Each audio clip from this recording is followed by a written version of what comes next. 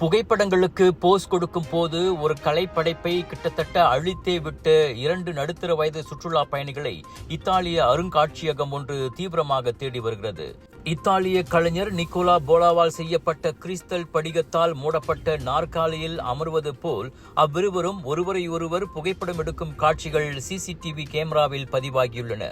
அந்நாற்காலி உடையக்கூடிய அபாயம் அதிகமுள்ள படைப்பு என்பதே அருங்காட்சியகத்தின் கவலைக்கு காரணமாகும்.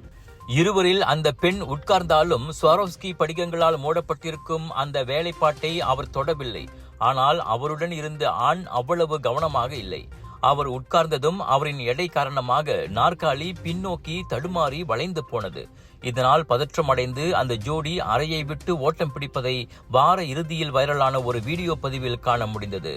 பெலசோ மாஃபே அருங்காட்சியகம் இது குறித்து போலீசில் புகார் செய்துள்ளது.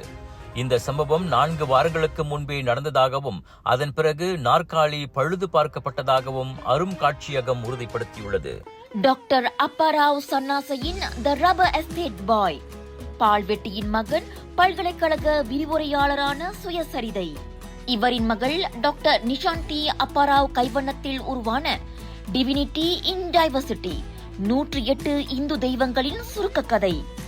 தந்தை மகள் படித்திருக்கும் இந்த சிறப்புமிகு நூல்களை உடனே வாங்கி படியுங்கள்.